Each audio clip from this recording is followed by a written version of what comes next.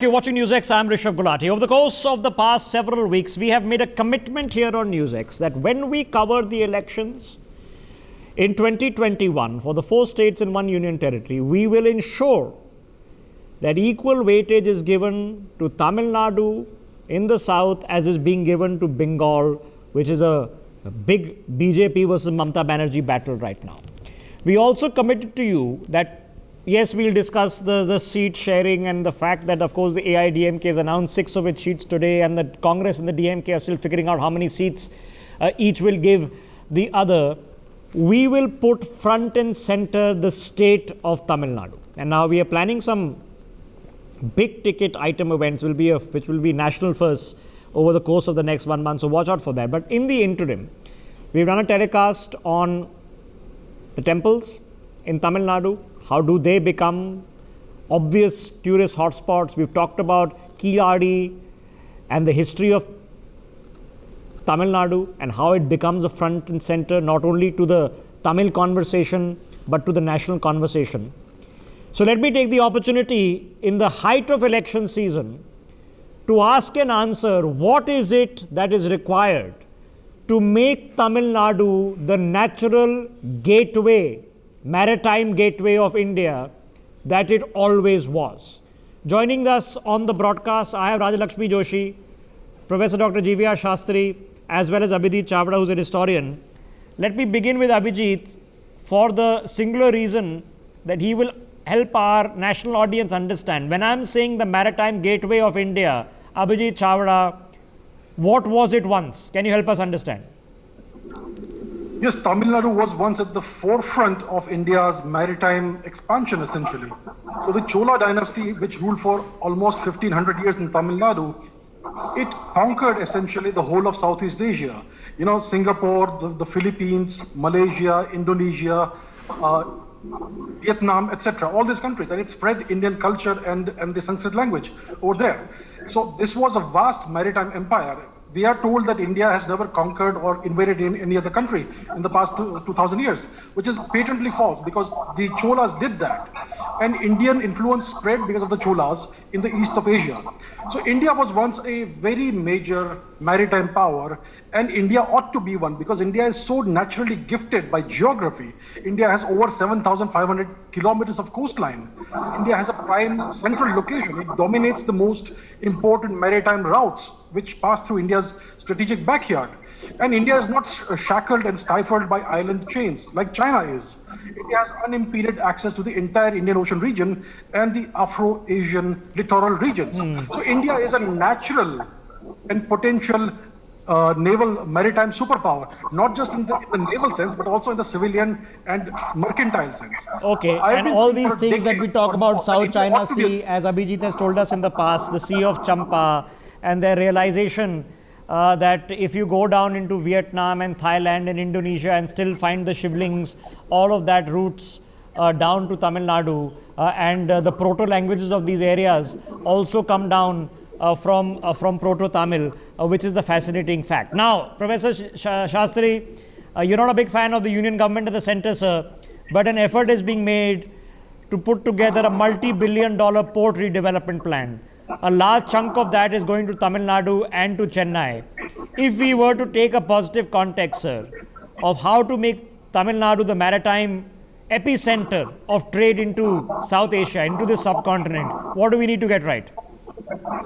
There is a national maritime policy. The book was written by me, National Maritime Policy, and I was the man who is involved in the maritime policy of the nation. Yes.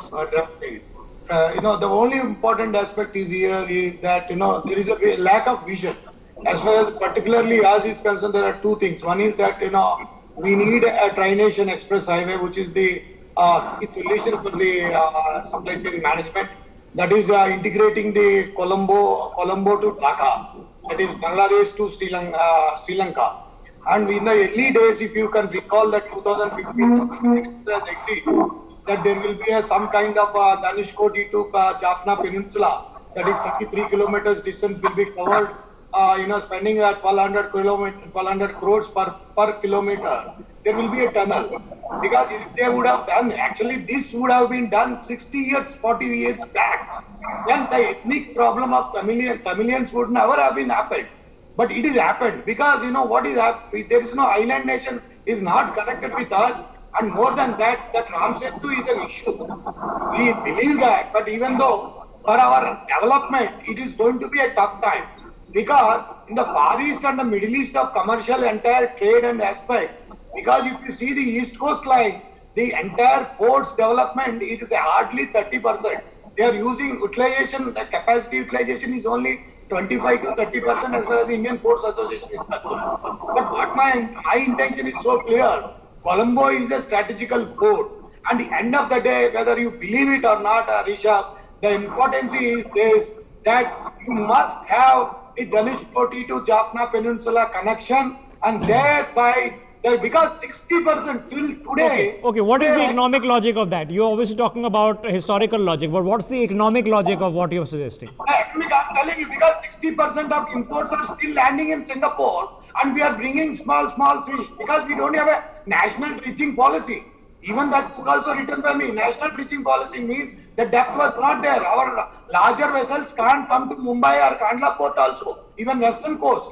For that fact, be clear, because we don't have that kind of much developed facilities with us. Okay, so this redevelopment plan which has come out in the budget, sir, and as you're well aware in the past few days, we are now talking about $35 billion over the course of the next 5 to 7 years. What does this need to be prioritized? Because deepening of ports is not an easy exercise, but it can be done. Upgrading infrastructure to make container transport much easier is difficult, but it can be done. Can I answer? No. But the most important aspect, it is not upgradation or anything. Where is this source of business? The most important and critical aspect is the source of business. The source of business is at this hour, it is for all the ports. From even Howrah to till the Tamil Nadu, all the ports covered, they are not even getting 30%. Out of 100%, they are not getting even 30-35% business. Nothing more than that. Because these Far East countries' ships doesn't come towards it, because they will go below the Sri Lanka and Colombo. They touch the Colombo. Because Colombo is a deep sea port. So we must integrate with the Colombo, the integration of seaports as far as the India is concerned, because I have prepared this vision document, I have submitted this vision document in India. This is the vision document as far as the coastal integrated development is concerned. That in that we have clearly mentioned which state it covers. As far as Tamil Nadu is concerned, 13 districts are covered under this. There are 906 kilometers coastline. But the only thing is how you are to be economically vibrant. Economically vibration is only happens. You have a coastal agricultural reform. You have a fisherman into the deep sea and deep sea mining, because you have to encourage deep sea fishing and deep sea mining. I think you nailed it. I'm going to pick on those points, and there are lots of points which requires a much more detailed conversation. I am just creating a stub of a conversation here because people watching this broadcast start ideating this at a higher scale. Okay, we can discuss politics till literally everything comes home, but here's a reality check. Rajalakshmi Joshi, here is an opportunity, ma'am, to bring front and center the state of Tamil Nadu. And as Abhijit has just been telling us, not only historically, culturally, linguistically, but it has a preeminent role in the trade of India. Often we talk about trade of India only in terms of spices or the Silk Route. And the Silk Route, by very definition, was the north of India. But Tamil Nadu was under the Cholas before that, and after that a seafaring enterprise, and people covered all of Southeast Asia and many other places which we haven't even probably discovered right now where all they went. How do we put Tamil Nadu the front and center of India's trade system? Good evening, Rishabh. I firstly wish to thank you for taking up this topic, because not many channels have picked up this topic. And I would also like to bring to your notice that Prime Minister Narendra Modi, he has spoken about a vision for a period of from 2015 to 2035. So this especially about the maritime ports, he's talking about a vision from in this time frame. So this is not just a small one project or something, and he's talking about 575 projects amounting to 6 lakh crores. So this a lot of thrust has been given to infrastructure, whether it may be about, in terms of roads or bridges or even now coming to ports. And, like Mr. Abhijit was rightly pointing out, throughout history, whichever major cities have been in contact with, say, maybe other civilizations, have all been those which had some kind of, some naval kind of a history. Correct, Because they correct. had some kind of a connect, and that is how you have places like Chennai and Cochin and even Mumbai to a large extent. They had a lot of ties, and now on your own channel, I have spoken about some archaeological sites being discovered where it was quite evident that places in Tamil Nadu Had seaborne trade, absolutely had right. trade relations. Yeah, had Yes, seaborne trade, and in fact were pioneers of seaborne trade. Yes. And in fact, there are lovely statues which I think we've shown on this channel of literally warnings in stone of Chinese traders coming down to Tamil Nadu a long time ago. But I have a larger question, ma'am. Yeah. We need to rediscover that past, and that story needs to be told. And I've spent a lot of time on NewsX trying to tell that story. But that's a story. That's about history. I'm talking about the present. Right as we speak, Yeah. for Tamil Nadu to become, or Chennai to become, or in Kolachel, or nearby, for them to become the next Singapore, for them to become the next leading port of the world, the next Shanghai of the world, what will be required? Yeah, very rightly. He's speaking about the development of the maritime infrastructure.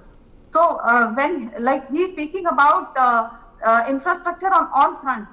So I think, giving a thrust to this, like he's speaking about Atmanirbhar Bharat, he's speaking about Make in India, he's speaking about making Chennai and Tamil Nadu a global hub for export, as well as for industry that will give jobs to the tunes of lakhs. So then Okay. these are Okay, things that hopefully the are not construction lacking, itself will definitely. generate something, but several people, everybody wants to come in. Let me go to Dr. Shastri first. Dr. Shastri, is a chicken and egg situation, right?